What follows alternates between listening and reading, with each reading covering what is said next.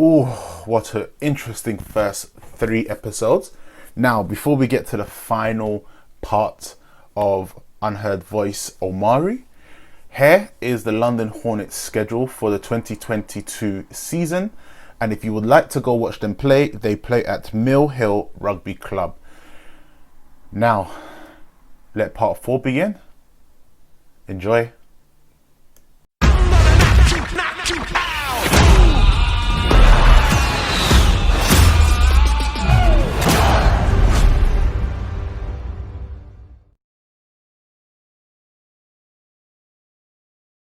So that year, they were running a two-back set, and it was me and another running back called Dan Excel. Okay. He got the majority of the touchdowns that season. It was kind of like thunder and lightning. Did a lot of. I don't want to say the heavy load because he could carry his weight, but you know he's a lot quicker than me. So in certain situations he was put in, but he got the majority of the touchdowns. I would say I transitioned to being a number one back.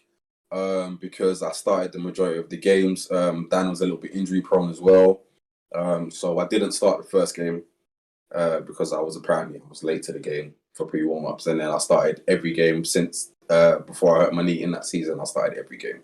So you propelled them to like championship. Ability-wise, but now I'm a bit older now. At one stage, I'll definitely say 2017, 2018, 100%. And that's the year he joined the Warriors, I think, anyway, to be fair, coincidentally.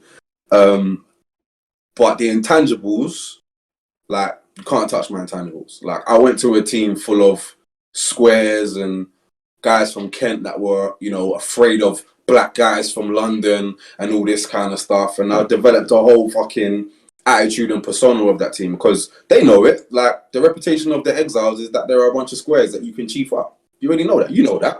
Let's not beat around it. If we're here to talk real, then let's talk. Yeah. Play on that. It's just like the persona of the Hornets is that we're a bunch of fucking thugs who are just athletic. We don't know the fundamentals of the game. We're just super athletes. You understand? So that taboo can get the fuck out of it, quite frankly. But where was I going with this? Yeah, so the linebackers at Warriors, I would love to go down there for a training session, don't get me wrong, but I would have played the Warriors and the Olympians and the Blitz and Sussex and Bristol or whoever else was in the Prem this year if I was not exercised from the team that basically I helped create. The fact of the matter is, whether people like it or not, I went to that team, the Exiles. I brought the two best defensive players at the time, the best defensive player at the time at Hornets, and a wicked up-and-comer, Miguel.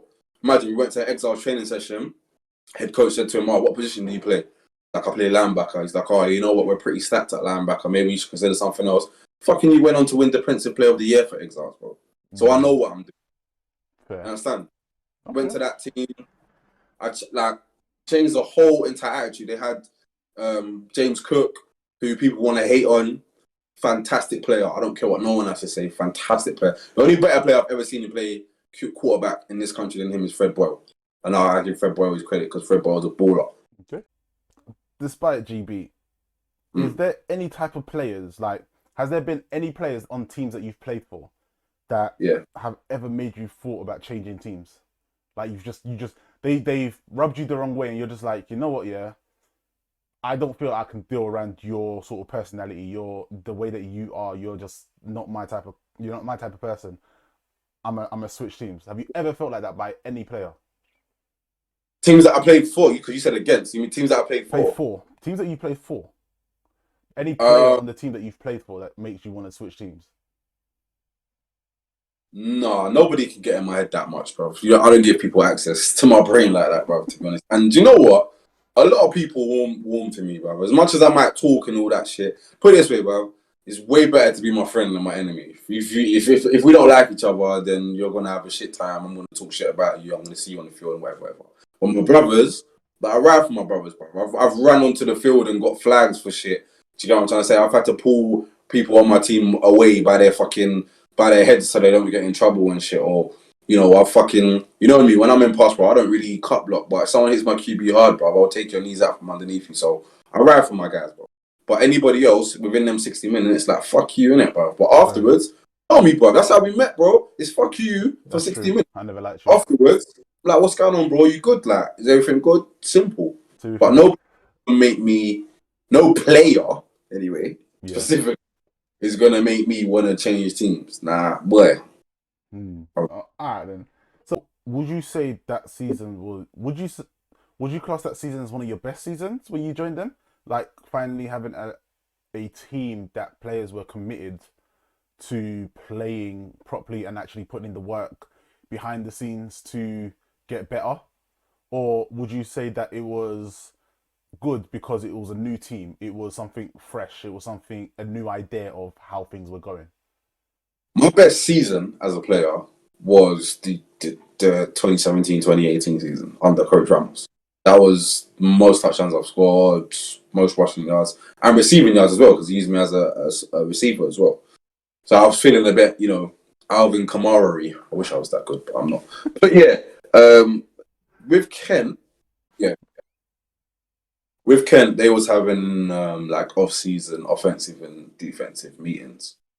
And I remember I went to their home ground, Beaverwood, and I walked into the offensive meeting, and all of those boys looked back at me like I was going to rob them. But the reason why, I didn't even say this, sorry, the reason why they recruited me in the first place is because I put up the most yards against them, apparently, that they'd ever given up on the ground. We did lose that game, to be fair. We won the first one, but we lost that one. I think I had over 150 yards on the ground, and I don't think they'd ever given that up. Not in Div 1 anyway. Yeah.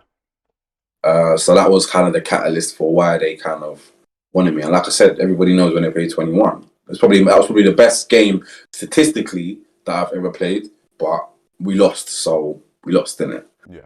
Yeah. I went to that meeting and I just saw a bunch. Like I said, they're nerds. I'm not fucking racist, so I don't need to justify what I'm saying, but they're Kent white boys, and the only interaction they've had with someone like me is what they see on the fucking news or Crime Watch. Do you understand what I'm trying to say? Yeah. And that season was the biggest effect I've ever had on a team. That's what I will say, because there were guys that wouldn't say two words to me, fucking hugging me and laughing and joking with me by the time that season was almost finished. They got an attitude about them. Because the thing about Kent, technically they were sound, but they didn't have that little extra something where when you're in the trenches with someone, or if somebody, hard fouls or sacks your QB after the whistle, they're not scared of the consequences of doing that. You said it yourself. The whole stigma of them is that, you can mug these boys off. Do you get what I mean? Mm-hmm. And they couldn't do that to us when me, Tay, and Miggs went there, because I wasn't allowing it. And I'm quite proud of that, because a lot of them over the season, they got more and more confident. Omari this, Omari that. He was, because some people wanted me to be a captain, but all that stuff, it doesn't mean nothing to me. I was just like, listen, for them 60 minutes, bro, that you need to be about it, because I'm about it. You know what I mean? And then there were boys there that thought they had nothing coming to me. I was like, bro, what do you mean, bro? I watch anime too, fam. I like Power Rangers. I watch fucking what's it called? Game of Thrones and all that shit. But they didn't think that.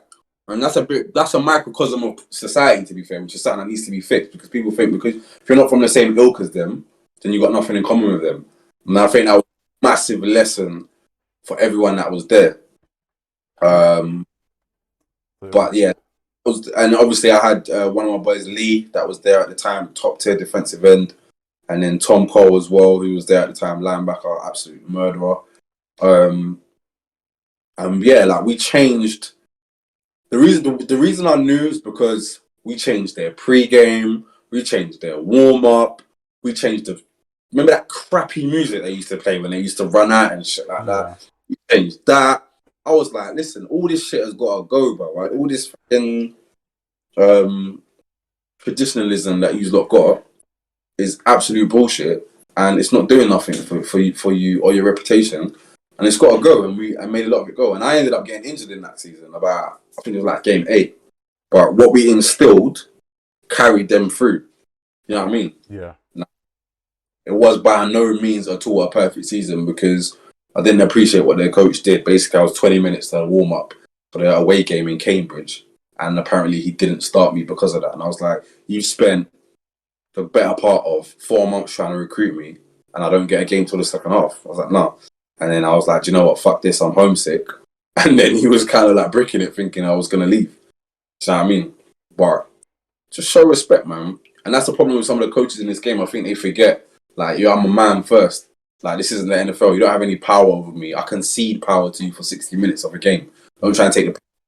You know what I'm saying? Because certain people have to get checked on that shit, which they fucking did, bruv. But, yeah. Okay. So, with the Exiles, would you say that you had a good relationship up until that point? Or was it that one particular coach that made everything go sour? Put it this way, listen. Me and my running back coach didn't like each other. Didn't get along. He can say that he doesn't have a problem with me or whatever, but he didn't like me for whatever reason. Maybe he felt that they were fine at running back or whatever. I don't know.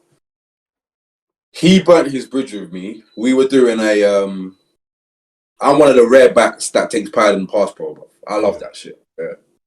We were doing a pass pro drill, and he said to me, watch how Dan and George do it. You know George I think you know Dan as well, don't you? Yeah. I think you know Dan.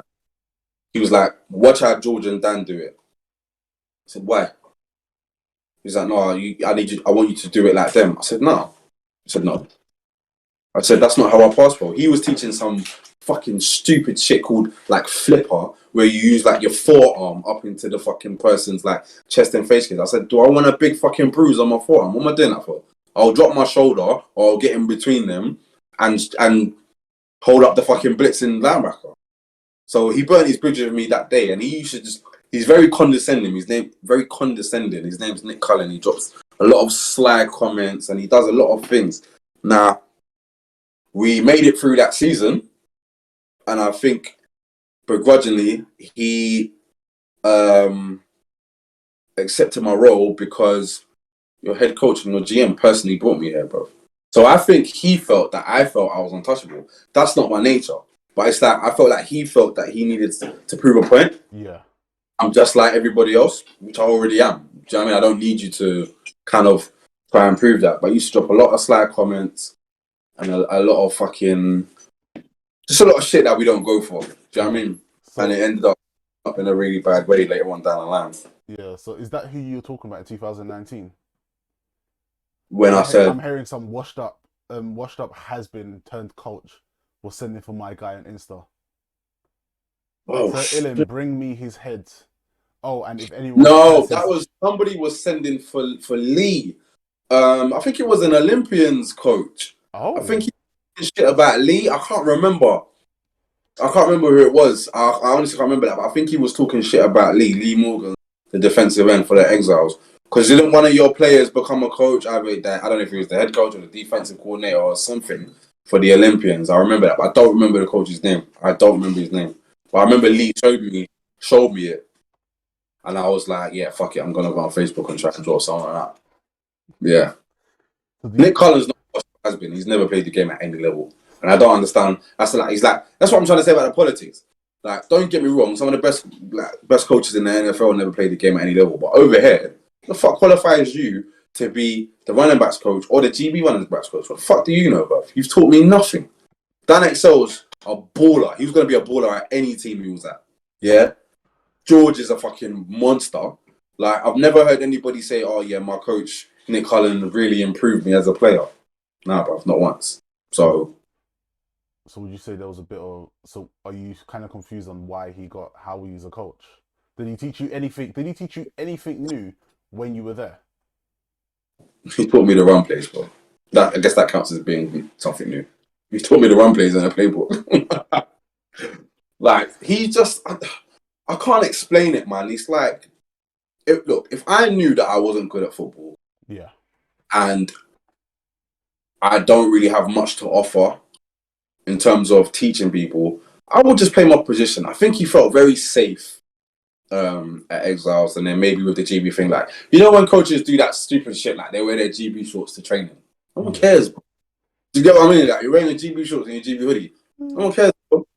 Do you get what I'm saying? It's things like that. But that doesn't irk me. What irked me is when he told me to do something like somebody else. Yeah. You understand? Now, if I was young and I was a rookie, understandable. Senior player, watch how he does it, emulate and make it your own. Bro, I've got clips of me smoking your defensive ends in pass pro. How the fuck are you trying to tell me how to do it, bro? That's fair. Do you get? Yeah. And I've got clips when I played for you, smoking defensive ends in passport. So what do you understand? Even if he said, Omari, try this, I call it flipper. That's what he calls it, flipper. Don't say to me, watch how Dan and George are doing it, bro. Because I don't care, respectfully to them, man, because I love them too as well. Don't have a bad word to say about either one of them. Okay. So would you say that he is a coach that you'll never ever kit up for ever again in this sport? 100. No way. Is there any other coaches that you'll never ever kit up for? Like be it Hornets or Exiles? At one time, I would have said the ex-head coach at Exiles, John Moore. Okay. But why? We've since mended the bridge. Because they kicked me out of the team for basically saying what needed to be said. Okay. Like, seeing as we've got into that point regardless, because it's just been on your mind, and I know you've been wanting to talk about it for a while. This season, going into the 2022 season, you have transitioned back to the Hornets. Yeah. What happened, and why did you leave Exiles? What was the big factor? What was the driving force that moved you away? So essentially, my pet peeve about this game is when so one of the ex-tight end for the Exiles, he's the wide receivers coach for GB. Yeah. Forgot his name, but you know Flip, you know what I'm talking about, the wide receiver coach for GB. He was the OC at Exiles, he became an OC. Now, as an athlete, dog shit. Hands, money. Got nothing bad to say about his hands. This guy went on the Man Them on Madam with Lee and said, you know, I can't say verbatim, but essentially something pertaining to, I don't go to the gym, I don't lift weights, I don't do anything, I eat McDonald's every day, and I'm still the best player on the field. Okay? Oh. If you're Chad Ochocinco that can eat McDonald's every day and be the best player on the field, fine. No, fine. I don't have no issue there. Fine. Oh, okay. Man, I'm mad that day, but I was working late, so he subbed for me. Cool. He's since become the offensive coordinator at Exiles. So the first season out of lockdown last season. Yeah. I'm still registered with Exiles at this point. So they instituted some sort of 25-yard, or I think you've got to run 80 yards 3 times in under a minute and a half. Something to do with sprinting, and we've got to send them in the footage. I can't remember what it is. It's just something to do with your sprinting and your athleticism. But you've got to run 80 yards 3 times or 6 times, something like that. Wait, hold up. Hold up. In the I don't remember. Time? That's the thing. Okay. I don't remember the exact time. So they've instituted it, and they're saying all players have to do it. Now, my biggest pet peeve about this game, respectfully, is fat, out of shape people telling me that I need to run and not giving me a reason why. Yeah. I hate that. All I ask, and that's the thing with Exiles, and this is where, see, people, they want you to have an attitude about you and all that kind of shit with everyone except them. You understand? They don't want you to question. Yeah? So, I think I was like, why do we need to do this? Is it a fitness test? Is it to ascertain the levels of fitness? What is it for?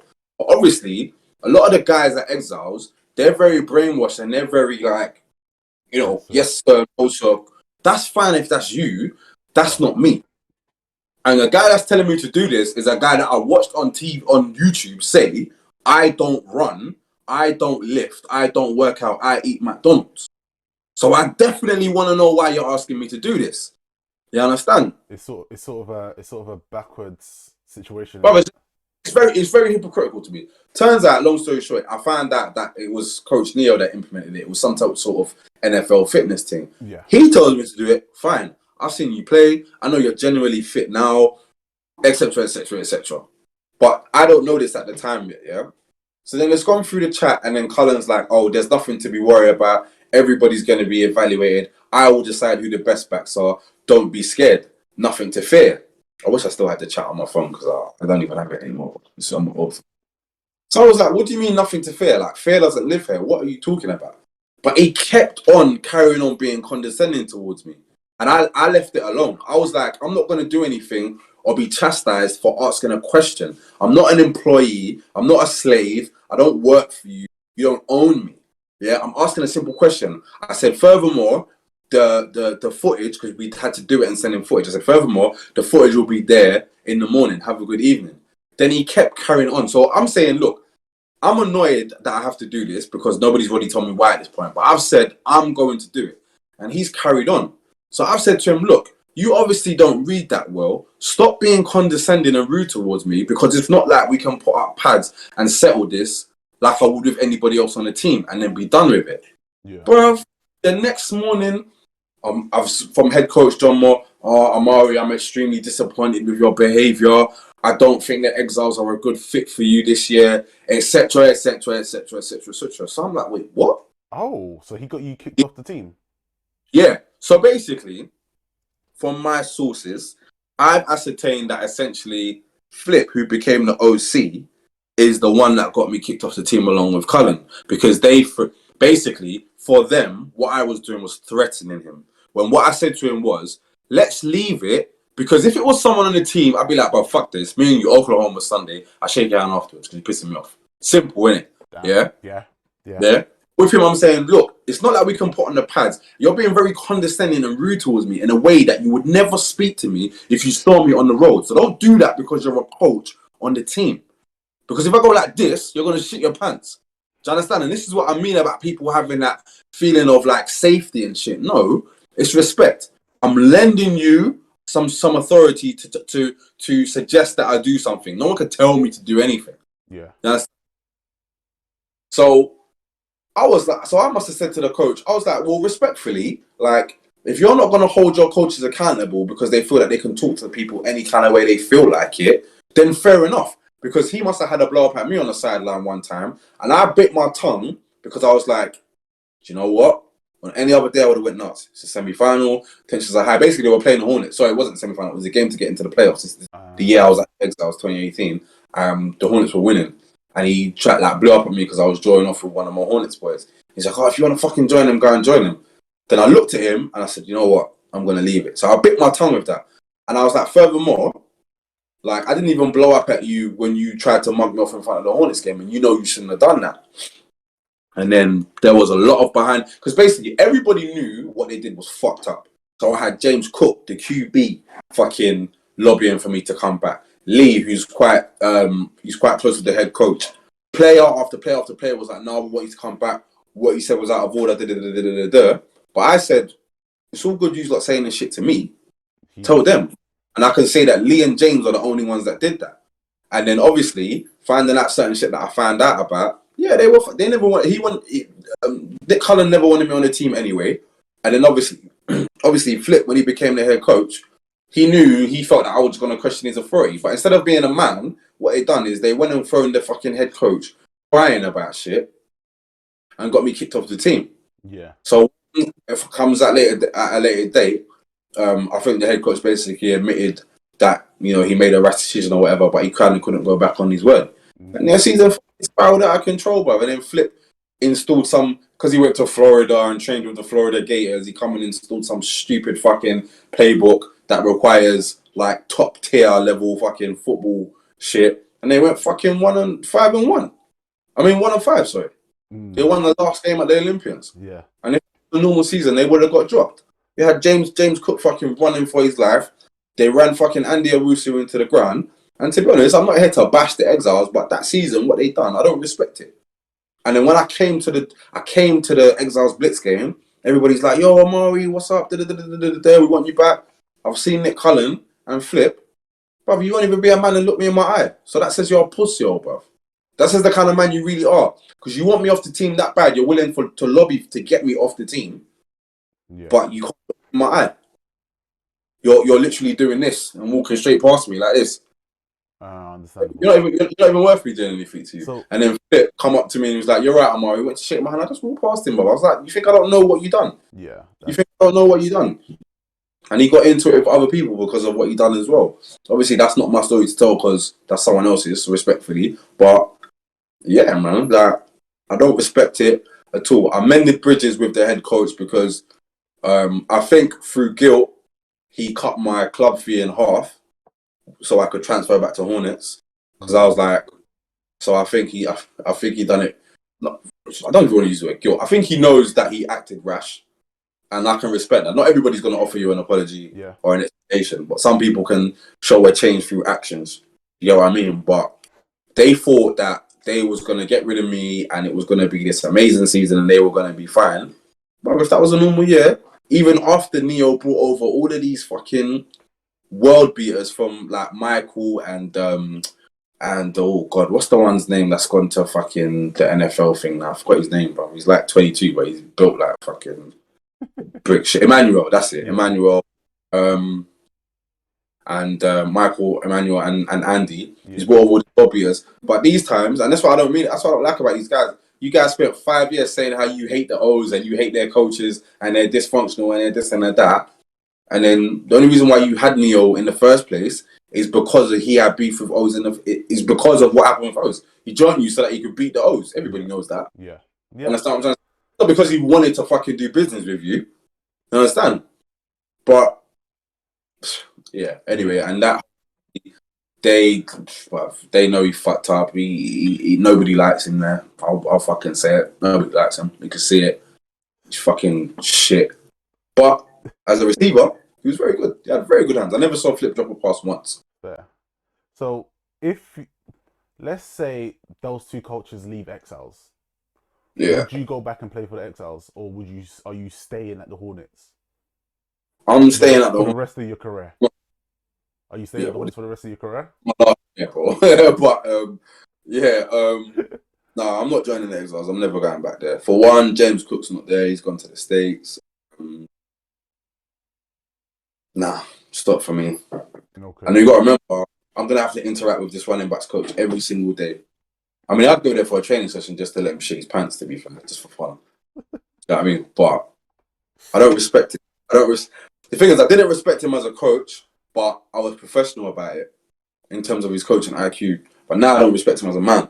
If I don't respect you as a man or what you do, then you can't be around me because every time you say something, I'm just going to look at you like you need to shut up, really. Yeah. Do you get I understand. I get that. And as for the OC, as for what they done, nah. It was a smear campaign, bro. You lobbied for me to leave the team like it's just bitchy. I hate bitchy, baby. It's supposed to be the ultimate expression of manly testosterone, and you guys are just spraying estrogen everywhere, bro. Fuck that, man. Nah, man. Fuck. Man said estrogen. Yeah, fuck. Yeah, bro. And let's say Exiles get relegated to Div 1 and Hornets are in Div 1. Would you kit up again to play against them, or would you be extra hyped to be coaching your players at that time? Yeah, I think it would. Yeah, punish the Exiles. I think it would sting them. I think it would be better for me. I would take more pride in coaching my team and beating them with a run game.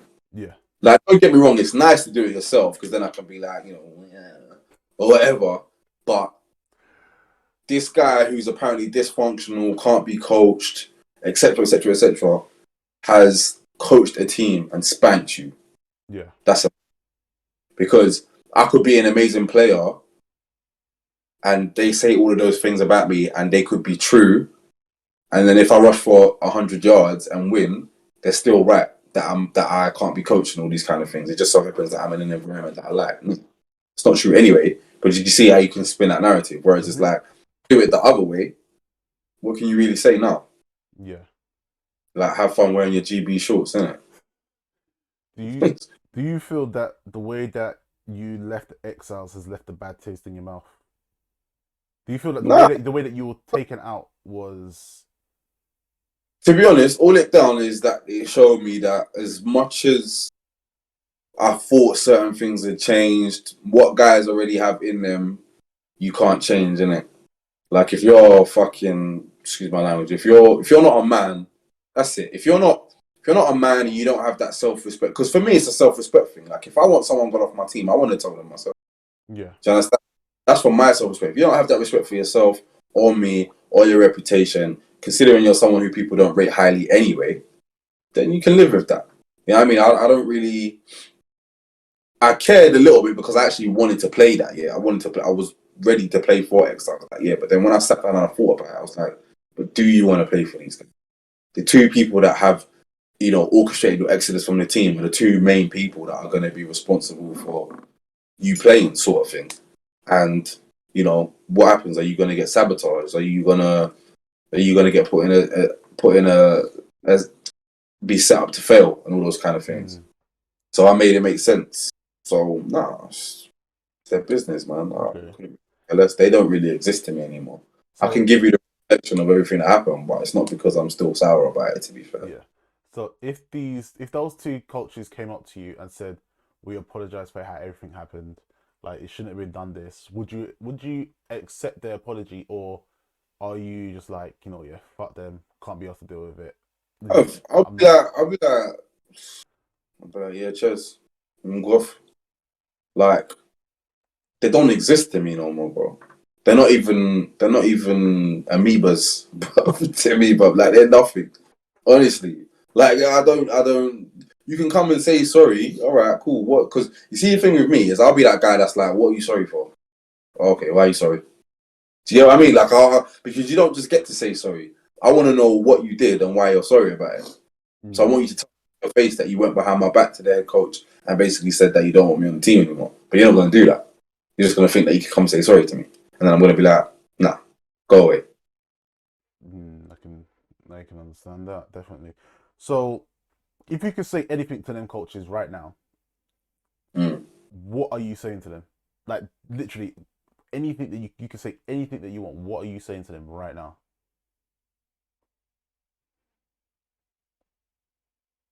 I don't have words for them. I think to Coach Cullen, I'd just be like, "What do you do?" I'd be like, "What do you actually do, bro? Like, what do you do? You lay down ladders and you tell people to do the icky shuffle, bro. What have you taught anyone? Show me a back that you've made better. Show me anything. Like, what do you do? Why? What makes you qualified to do and say and carry yourself the way that you do?" Like, that would be it. I'll be like, why do you feel that you can walk and carry yourself in a condescending manner that you do? What is it that feels? What is it that makes you feel you have that entitlement to do that? Because I'm genuinely curious. Like, banner aside, I was like, why do you think you can do that? Especially when you can't play for shit.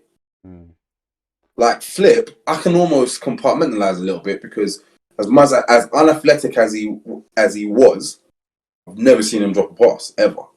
But even then, I'd be like, Flip, why couldn't you be a man about the situation? You're supposed to be the OC. The word on the grapevine is that he wanted to deal with it himself. Bullshit, bro. You've got my number. What? You're my OC. Omari, do you know what? I saw that because he was one of the admins in the chat, so you can see everything. Yeah. Like, boom, boom, boom, boom, boom. You could have come and spoke to me like a man. But he left it.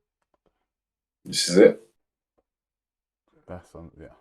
So you're done with those players. You're done with those coaches. It sounds like, and you're done with the Exiles. So you get a chance. I'm gonna keep pushing at this first. So you get a chance to, let's say they offer you a chance to coach there. Let's say you obviously you want to coach, you want to do that. They give you option to be OC there. You can run it however you want, but you have to have those two coaches underneath you. Are you gonna take it, or are you just gonna be like, "No, what? I'm staying where I'm at." I stay where I'm at, man. No. Stay where I'm at. I don't want anything to do, because it's just, listen, the promise of you can run it however you want and all that kind of stuff. Nah. Because listen, people, I mean, to be fair, of all the places, there would probably be the place that might be somewhat applicable. Yeah. However, no. Because I want to coach with people that want me to be coaching with them. We're on the same page. And if we have differences, we can have it out like men and not go and fucking chat shit on WhatsApp or go and cry to Dave Pester or John Moore or Coach Malcolm, who's the head coach now. Like, I don't believe in that shit. I wasn't raised that way. Yeah. You know what I mean? It's not for me. Okay. Like, you should be able to have your philosophical differences out. Like, man. Okay. You get the option to play. Let's say you play another year, okay, and you want to play against. You get offered. All right. Let's say you get offered to go play for Warriors, and you get to be there. You have to work your way up, right? Yeah. And then by some freak accident, let's touch wood. I don't care. I'm not playing. That one of they're running back, that all the running backs get injured, and it's up to you, and you lead the team. Would you carry on playing after that year? Would you stay at the team knowing that you've been able to perform to the? You've been able to get. You wouldn't stay. Lightning in a bottle, isn't it? Because I know I'm winding down. If for some reason I had to carry on and I did it, I couldn't be talked out of doing it. Talked back into doing it. If I was like, yeah, look, that's it, I'm done. I gave you that one extra year. It's like Ronaldo at United, bro. That one extra year in 2009. Like, he knew he was going to Madrid. Like, I know I'm going to eat pizza on Sundays now, bro. That's it. You know what I'm saying? Man said eat pizza on Sundays, you know. Yeah, pizza and pussy on Sundays, bro. That's it, man. We've got nothing else to do. So, going into this season, what are you looking forward to the most? Screenplay. Oh my god, I've been dying for a screenplay for years. Normality. Starting again in April. Finishing with still some of summer left. Even with the playoffs, I think the finals usually it's in September, isn't it? Yeah. Or the end of August. Yeah. But I just love the football atmosphere, man. I just love it. And, you know, touch wood, man. It's always a sunny day. I think I've played in rain like twice ever, which is great. Lucky you. Yeah. I didn't play uni ball. I know uni ball was horrible, so yeah. That's during the winter. And then so with this season, what's your goals? What's your goals for this season with the Hornets? Win a division, make noise in the playoffs. Obviously, the ultimate goal is to get to the Prem, or at least the final. I would like to get double-digit touchdowns this year in my final year as well. Okay. That'd be good. Go on. No, but I'm all about the team anyway. So even if I scored one, I wouldn't care. Okay. And describe yourself in one word. God. Just one. Bro, different, bro. Different. That's I'm different. Unique, different. Whatever you want to say. I'm different. There's no one like me. That's for sure. Yeah, that is for sure. Don't know if that's a good thing or a bad thing. Still trying to figure that one out. It is. All right. Give your last words to your haters. Any last words that you have to people that hate you, that have your name in their mouth? What do you say to them at this moment in time? I need you to hate. Keep on hating. Keep on having my name in your mouth. I'm still gonna get my modeling contracts. I'm still gonna do my Adidas shoot, Sports Direct, Daily Mail. I'm still gonna get all the things that you can't. You understand? And I don't even pursue those things. That's why they hate me, bro. That's the truth. Because I get all these things and I don't even pursue it, bro. I don't try. I don't want to be a model. That's not what I get. But if Buy Me Burger pays me a couple grand to pretend to eat a cheeseburger, bro, with my football kit on, I'll fucking do it, bro. Do you know what I mean? It is what it is. Like, either hate, come get lessons. But like I said, there's no one like me. I can't teach you to be like me. So don't watch me, watch TV. I mean, Super Bowl next week. Do that instead. Simple as that, bro. Simple as that, player. No, yeah, Omari, the last 2 hours have been hilarious. And you know what? I feel like I want to do another one with you. So yeah, man, I'm here. Definitely do that. But thank you for jumping in for the first ever episode of the Unheard Voice.